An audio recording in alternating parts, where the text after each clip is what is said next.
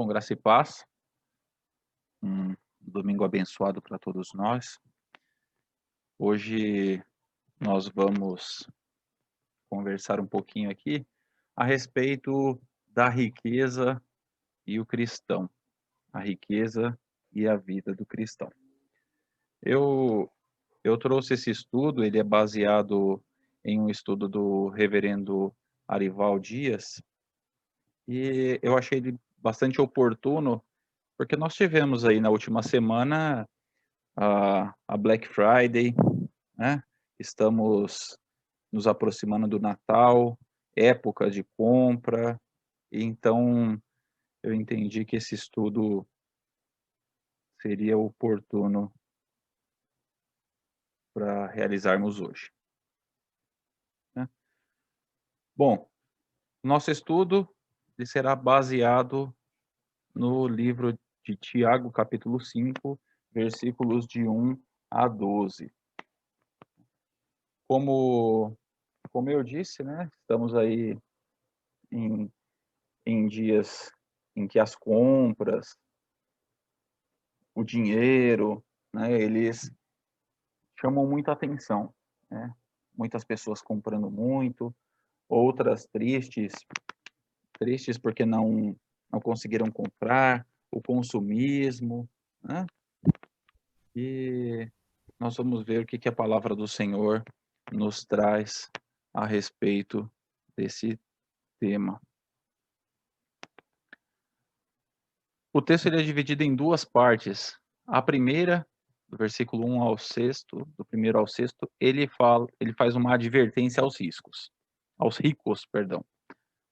Prestem atenção, vocês que são ricos, chorem e gemam de angústia por causa das desgraças que os esperam. A sua riqueza apodreceu, as suas roupas finas são trapos, comidos por traças. Seu ouro e sua prata estão corroídos. A mesma riqueza com a qual vocês contavam devorará a sua carne como fogo. Esse tesouro corroído que vocês acumularam testemunhará contra vocês nos últimos dias. Por isso, ouçam os clamores dos que trabalham em seus campos, cujos salários vocês retiveram de modo fraudulento. Sim, os clamores dos que fizeram a colheita em seus campos chegaram aos ouvidos do Senhor dos Exércitos. Vocês levam uma vida de luxo na terra, satisfazendo seus desejos e engordando a si mesmos para o dia do abate. Condenam e matam inocentes, sem que eles resistam. No entanto, a devoção acompanhada de contentamento é em si mesma grande riqueza. Afinal, não trouxemos nada conosco quando viemos ao mundo, e nada levaremos quando o deixarmos. Portanto, se temos alimento e roupas, estejamos contentes. Mas aqueles que desejam enriquecer caem em tentações e armadilhas e em muitos desejos tolos e nocivos que os levam à ruína e destruição. Pois o amor ao dinheiro é a raiz de todo o mal. E alguns, portanto, desejarem dinheiro, desvia, perdão. E alguns, portanto, desejarem dinheiro, né, portanto, desejarem o dinheiro, desviaram-se da fé e afligiram a si mesmo com muitos sofrimentos. Consideremos felizes aqueles que permanecem firmes em meio à aflição. Vocês ouviram falar em Jó, um homem de muita perseverança. Sabem como no final o Senhor foi bondoso com ele, pois o Senhor é cheio de compaixão e misericórdia. Acima de tudo, meus irmãos, não jurem pelo céu, nem pela terra, nem por qualquer outra coisa, que o seu sim seja de fato sim, e seu não, não, para que não pequem e sejam condenados. Muito bem, esse foi o texto, e nós vamos falar então, como eu anunciei, da riqueza e o pecado. O dinheiro, ele é um padrão de valor. Não dá para expressar tudo o que o dinheiro significa para a gente, para nossa vida, a importância que ele tem no nosso dia a dia. Porque apesar de ele não ser tudo, tudo o que nós precisamos fazer, ou a maioria das coisas que nós precisamos fazer, nós precisamos de dinheiro. Não dá para fazer as coisas sem ter dinheiro, não é verdade? E nós pensamos muitas vezes que a humanidade evoluiu, que nós mudamos e que algumas coisas são diferentes e tudo mais, mas tem algumas coisas que estão presas na natureza humana que não mudam. E tem algumas coisas que ao longo de toda a Bíblia nós encontramos situações muito semelhantes. O dinheiro com certeza é um problema. Nós estamos falando de do texto, né, do Novo Testamento, escrito há quase 2000 anos e tudo mais, e que ele é tão atual para os nossos dias como se ele tivesse escrito por um analista ou um cientista político ou financeiro, ah, nessa última semana, né, ele é muito real, muito atual, muito presente.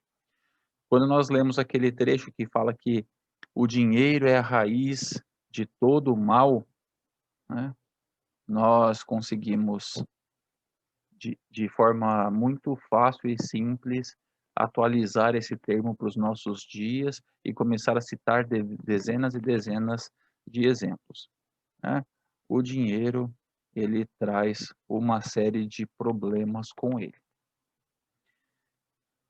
O Jesus, lá em Mateus 6:24, ele diz assim: "Ninguém pode servir a 2 senhores, pois odiará um e amará outro. Será dedicado a um e desprezará o outro. Vocês não podem servir a Deus e ao dinheiro", né. Ou nas traduções mais antigas, né, não pode amar a Deus e a Mamon. O Senhor, ele fala isso e ele nos ensina que tudo o que nós colocamos acima de Deus, ou aquilo que nós tratamos com a mesma importância, equivalente, equiparada a Deus, a nossa chance de fracasso, ela é certa, porque ninguém pode servir a 2 senhores. E aí a gente começa a fazer uma análise em cima disso. Poxa, não dá para servir a 2 senhores, o dinheiro é a raiz de todos os males, né. Nós acabamos de ler no texto bíblico isso, as palavras de condenação em cima dos ricos, né, que nós acabamos de ler: "Chorem e gemam as suas angústias". Todo esse dinheiro apodreceu, as suas roupas finas, as suas roupas chiques, elas são trapos comidos por traça. O seu ouro e a sua prata estão corroídos. A mesma riqueza que você contava, que você dependia, tinha ali, a sua esperança firmada em cima daquilo, essa riqueza vai depor contra você. Vocês estão engordando para o seu próprio abate, estão engordando a si mesmo para o dia do abate. São palavras duras. E aí a gente fica até com medo, né, fala: "Puxa, será que eu tenho dinheiro suficiente para me encaixar nessa situação? Será que o dinheiro está ligado com o pecado?", como eu coloquei no slide, né, riqueza e pecado. Será que tem a riqueza versus pecado, né? Puxa, e agora? O que que eu faço? Riqueza é pecado? Quanto eu posso ter de dinheiro sem cair nessa situação? Qual que é o limite? Será que eu preciso ir lá na minha conta e falar assim: "Olha, se tiver mais do que 3 ou 4 dígitos na minha conta, eu estou numa situação dessa", né. Qual que é o limite. E e essa não somente essa dúvida começa a bater na gente, né, por conta das palavras, né, óbvio, mas também começa a ver: "Poxa, então nós temos que ser miseráveis, pobres, não podemos ter riqueza", né. E aí vem a pergunta que eu trago: é possível ser rico e feliz? E aí eu convido os irmãos a abrirem as suas Bíblias para ler o texto de 1 Timóteo 6, nós os versículos de 6 a 10, tá. Mantenham as suas Bíblias abertas após isso, porque nós vamos ler mais um trecho, e nós vamos entender um pouquinho se é possível ser rico e feliz. 1 Timóteo 6, versículo 6 a 10 diz assim: "No entanto, a devoção acompanhada de contentamento é, em si mesmo, grande riqueza", tá. A devoção acompanhada de contentamento é em si mesmo grande riqueza. Afinal, não trouxemos nada conosco quando viemos ao mundo, e nada levaremos quando o deixarmos. Portanto, se temos alimento e roupa, estejamos contentes. Mas aqueles que desejam enriquecer caem em tentações e armadilhas, e em muitos desejos tolos e nocivos, que os levam à ruína e destruição. Pois o amor ao dinheiro é a raiz de todo o mal. Olha só, eu acabei de notar que eu coloquei esse texto lá, eu acho que eu confundi os textos na hora de projetar o texto, mas é bom que nós já lemos, né. O amor ao dinheiro é a raiz a todo mal, e alguns, portanto, desejarem de tanto desejarem o dinheiro, desviaram-se da fé e afligiram a si mesmos com muito sofrimento.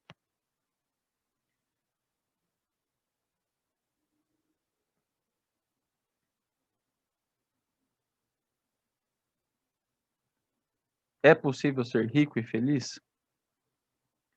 Esse texto de 1 Timóteo que, de novo, irmãos, eu coloquei errado no meu slide lá o texto de Tiago, eu avancei para o texto de Timóteo, mas vamos seguir aqui. O o texto de 1 Timóteo diz: "Não trouxemos nada e não levaremos nada". Essa frase ela também é muito conhecida, né, a gente sempre fala: "Poxa, eu nasci pelado, sem roupa, sem nada, e quando eu morrer, eu também não vou levar nada", né. Tem muita gente que fala assim: "Ah, caixão não tem gaveta". Na verdade, a gente várias vezes escuta esse tipo de frase, e essa é uma frase que, de certa forma, é inspirada num texto bíblico, e também já tem muito mais história, porque isso para vir ao texto bíblico também, já era uma parte da consciência, né, do ser humano, dizendo que a riqueza que nós acumulamos aqui, ela vai ficar aqui, nós não vamos levar para lugar nenhum. Quem deseja enriquecer cai em tentações e armadilhas, e em desejos tolos e nocivos. Também é uma outra constatação fácil de chegarmos, né. Fácil de chegar, e que as pessoas que tentam enriquecer a qualquer custo, ela acaba criando armadilhas que ela mesma acaba caindo. Desejos tolos e nocivos, as vontades que as pessoas começam a fazer, os desejos que começam a ser, buscado quando se tem, muito dinheiro, eles são desejos que são nocivos. Eles são nocivos para a vida da pessoa, são nocivos para a família, né. Nós vemos muitos e muitos casos aí, em que o dinheiro é o centro da destruição de famílias, né. Alguém conhece alguma história de alguém que tinha uma boa quantidade de dinheiro e que depois que morreu, a herança ela foi partilhada de forma pacífica, sem dar briga na família. É uma briga que, assim, hã, irmão esquece que é irmão, mãe esquece de filho, é uma coisa triste, destrói famílias, situações assim. Por quê? Em busca de acumular ou de possuir essas riquezas, né. E como estamos falando, né, o resultado é sempre ruína e destruição. Sempre o resultado é ruína e destruição. E aqui nós entendemos o porquê que o amor ao dinheiro é a raiz de todo mal. O amor é a raiz de todo mal, porque ele traz junto com ele uma série de situações ruins, desagradáveis. Eh, o dinheiro, ele, de certa forma, a partir dele, e não que ele seja a causa, mas a partir dele, todos os males que nós temos e conhecemos acabam sendo ligados a ele. Guerras, doenças, injustiças e tantas outras coisas. E a palavra ainda diz que alguns, por desejar o dinheiro, desviam a sua fé. Por conta do desejo ao dinheiro, a pessoa desvia a sua fé, se aflige a si mesmo. Não é que os outros estão afligindo, mas a pessoa a si mesmo se aflige e traz para si muitos sofrimentos. Um pouco mais adiante, em Timóteo, ainda no capítulo 6, versículos 17 a 19, diz assim: ensine aos ricos deste mundo que não se orgulhem e nem confiem em seu dinheiro, que é incerto. A sua confiança deve estar em Deus, que provê ricamente tudo o que necessitamos para a nossa satisfação. Diga-lhes que usem o seu dinheiro para fazer o bem. Devem ser ricos de boas obras e generosos com os necessitados, sempre prontos a repartir. Desse modo, acumularão tesouros para si, como um alicerce firme para o futuro, a fim de experimentarem a verdadeira vida. Timóteo ali, ele traz ali no seu texto algumas instruções para quem é rico, para quem tem dinheiro. Não devemos nos orgulhar do dinheiro. Esse é o primeiro ponto e ele é muito importante. Nós não devemos nos orgulhar do dinheiro. Nós não devemos estar orgulhosos por termos dinheiro e que pelo dinheiro podemos comprar ou ter ou fazer, ou seja o que for. Porque quando nós nos orgulhamos do dinheiro, nós estamos colocando, de certa forma, a nossa a nossa esperança, a nossa confiança em cima dele. Não, eu tenho muito dinheiro, eu fico tranquilo, porque se eu ficar doente, eu posso ir para o melhor hospital que o dinheiro pode pagar. Não, eu não tenho problema com o dinheiro, porque eu posso, com o dinheiro, comer a melhor comida que pode ser vendida. Eu posso usar as melhores roupas que podem ser vendidas. Não devemos nos orgulhar do dinheiro.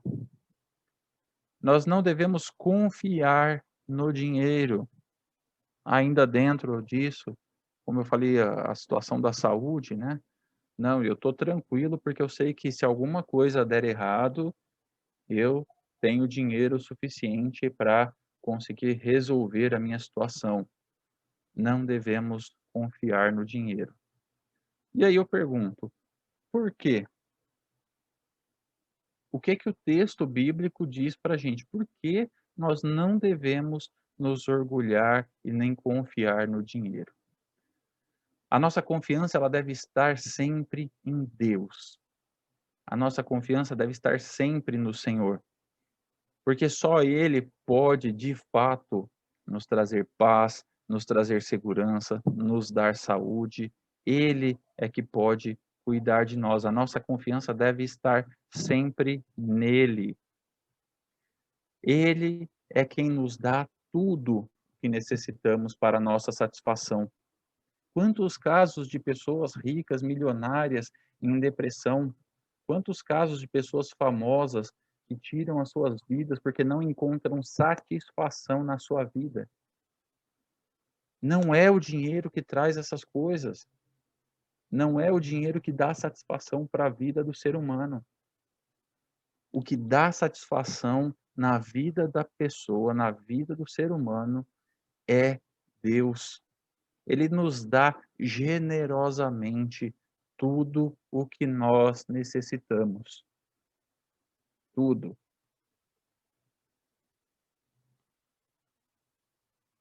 E aí vem outra pergunta: aonde é que está então o problema entre a riqueza e o cristão? Qual que é o problema? Tem muita gente que usa esses textos que nós estamos lendo para justificar que a vida sem Deus que a vida, perdão, a vida de um servo de Deus, a vida de alguém que está na igreja, deve ser praticamente miserável. Olha, você tem que ser pobre, você não pode acumular riqueza, você não pode se vestir bem e nem comer bem, tá? Porque a Bíblia fala em diversos textos que a riqueza faz mal, que ah, os ricos se engordam para o seu próprio abate, e todos esses textos que nós lemos. E justifica isso. Dá a entender que o crente ou aquele que serve verdadeiramente ao Senhor não pode ser rico. Tem como negar que esses textos, e inclusive da forma como estou apresentando aqui, eles dão a entender que a riqueza é um problema e que nós não devemos ser ricos, o que também é uma mentira. Não é verdade. O crente, o cristão, aquele que tem a sua vida em Cristo, aquele que tem a sua vida dedicada a servir ao Senhor, ele pode sim ter riquezas. Jesus, ao explicar a importância que nós temos para Deus, a importância que cada um de nós temos para Deus, quando ele fala para que nós não andemos ansiosos por coisa alguma, ele tentando explicar, ele fala assim: "Vocês viram Salomão, que mesmo em toda a sua glória não se vestiu como os lírios dos campos, que hoje estão aqui e amanhã são lançados ao fogo?" É um exemplo de riqueza. Salomão era um homem muito rico. E nós temos diversos outros exemplos na Bíblia de pessoas ricas que serviam ao Senhor. Abraão, José, que era governador do Egito,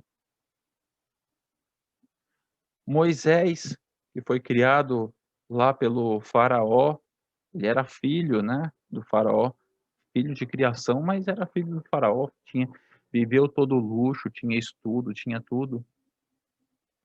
Barnabé, no Novo Testamento, que tinha suas terras e ele vendeu para compartilhar. Zaqueu, que foi alcançado depois por Jesus, né, e falou que se eu roubei de alguém, eu restituirei 4 vezes mais. Tinha dinheiro, estava ali servindo a Cristo. Então, a riqueza em si, ela não é o problema para a vida cristã. Nós não podemos olhar para pessoas que são ricas e são crentes e falar assim: "Olha, essa pessoa não é crente de verdade", porque a Bíblia condena a riqueza. Nós temos diversos exemplos e conhecemos muitas pessoas que têm empresas, são empresários, têm dinheiro e servem ao Senhor de verdade, né. Então, vem essa pergunta: onde é que está o problema? Esses 2 versículos que nós temos em Amós, capítulo 3, versículo 10 e capítulo 5, versículo 11, dizem assim: Meu povo esqueceu como fazer o que é certo, diz o Senhor. As suas fortalezas estão cheias de bens obtidos por meio de roubo e violência. E o segundo versículo diz: Oprimem os pobres e roubam o seu trigo com impostos injustos. Por isso, ainda que construam belas casas de pedra, jamais morarão nela. Ainda que plantem videiras verdejantes, jamais beberão vinho dela. O problema não está, meus irmãos, na riqueza e no dinheiro necessariamente. O problema está quando há roubo. Quando há roubo. Porque quando você recebe, você tem um dinheiro, você tem alguma coisa, você trabalhou, conquistou de forma justa, você sabe utilizar aquele dinheiro e você não está roubando de ninguém. Aquilo é seu, você conquistou aquilo. E ele não te gera, por você ter dinheiro, não gera em você a necessidade de ter mais dinheiro a ponto de roubar, seja da forma que for, seja de forma direta ou indireta. Não estou falando simplesmente de assalto, né? Assalto à mão armada, de roubar, de tomar de uma pessoa. Mas o roubo de você passar a ser desonesto com outras pessoas, ser desonesto consigo mesmo. Ser desonesto, eu não vou dar o dízimo desse valor aqui, eu vou dar menos, vou falar que eu ganhei menos, porque normalmente eu já entrego menos. Eu vou falar que custou um pouquinho a mais quando eu for vender esse produto, para eu ter uma margem de lucro maior.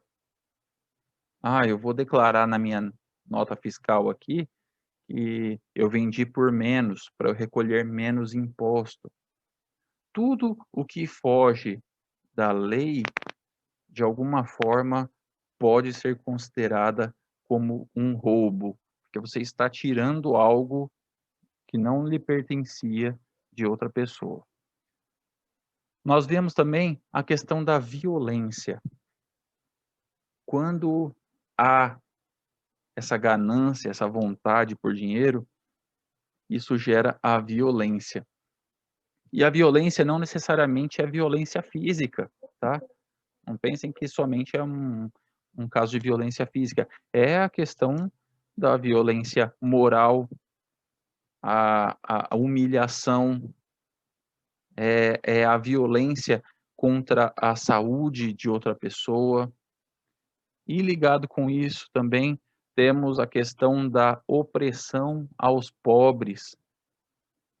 Como eu tenho dinheiro, a outra pessoa não tem e ela precisa desse dinheiro, o que eu pagaria normalmente para a pessoa fazer por 2, eu vou pagar somente 1, porque eu sei que ela depende, uma opressão aos pobres. E também impostos injustos. Aqui é quando está do outro lado, né. Olha, eu vou cobrar mais imposto, eu vou cobrar imposto em um imposto que ele não era devido, para conseguir aumentar aqui o caixa da do nossos cofres aqui, vamos aumentar o imposto. Vamos falar assim para vocês, para os irmãos, agora o dízimo não é mais 10%, tá, tivemos um reajuste, estamos em pandemia, tal, o dízimo a partir de domingo que vem é 12%. Isso é injustiça, isso está errado. Claro que eu estou usando um exemplo bem simplista aqui, apenas para ilustrar, mas os impostos injustos, ele é um problema. Então, as pessoas que, de modo geral, têm dinheiro e acumulam riquezas, essas pessoas, elas cometem esse negocinho aqui, injustiça. Tudo que há injustiça é errado. É aí que está o problema. Aí está o problema. o amor ao dinheiro, a ganância, a vontade de ter mais e mais e mais, atropelar os outros, passar por cima de tudo e de todos para se conseguir dinheiro, gera injustiça, e esse é o grande problema. Todos os textos que nós lemos falando a respeito de dinheiro e falando contra a riqueza, eles estão ligados a isso, à injustiça, roubo, violência, opressão aos pobres, impostos injustos. E é tudo isso que as palavras do Senhor vêm nos orientar que nós não devemos fazer. E aí o que Deus espera de nós? O que Deus espera de nós? E antes de falar sobre o que ele espera de nós, eu quero dizer de novo que o Senhor, ele não condena a riqueza. Não é a riqueza que nós lemos nesses versículos que é condenada pelo Senhor. Prestem atenção, irmãos, mais uma vez, não é a riqueza que é condenada nos textos bíblicos que nós lemos. O que ele condena são as ações cometidas para se alcançar a riqueza. Isso é que o Senhor condena na sua palavra. As ações cometidas para se alcançar a riqueza. E diante disso, o que o Senhor espera de nós? Paciência. Paciência é a primeira coisa que o Senhor espera de nós. Lá nos versículos 11 e 12 de Tiago, ele diz: consideramos felizes aqueles que permanecem firmes em meio à aflição. Vocês ouviram falar de Jó, um homem de muita perseverança. Sabem como no final o Senhor foi bondoso com ele, pois o Senhor é cheio de compaixão e misericórdia. Alguém tem um exemplo de paciência maior do que Jó, pelo que nós conhecemos no texto bíblico? Não tem, né? Até hoje é referência, né? Puxa, fulano tem a paciência de Jó, porque, né? Então Jó é um exemplo de paciência. E o Senhor, ele quer de nós também essa mesma paciência. Ele quer que nós tenhamos paciência. Paciência para entender que durante a aflição, mesmo nos momentos difíceis, que a gente espere nele a resposta.